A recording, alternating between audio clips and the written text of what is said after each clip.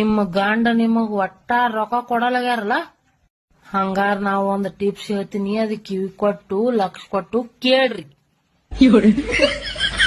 ರೊಕ್ಕ ಹೆಂಗ್ ಕೇಳದಂದ್ರ ಬಾಜುದಕ್ಕಿದ ಹೆಸರು ಹೇಳಿ ರೊಕ್ಕ ಕೇಳದ್ರಿ.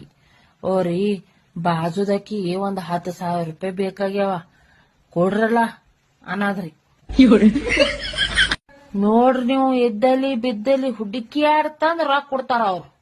ಆಮೇಲೆ ಅವ್ರು ಹೊಳ್ ರೊಕ್ಕ ಬೀಳಾಕತ್ರ ಅಂದ್ರ ಇಲ್ಲ ಅನ್ನದ್ರಿ.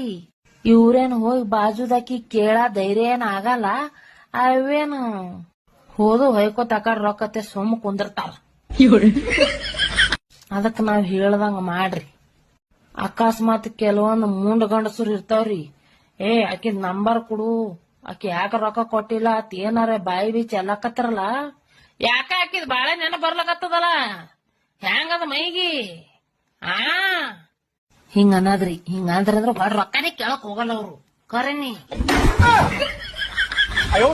ನಿಮ್ಮ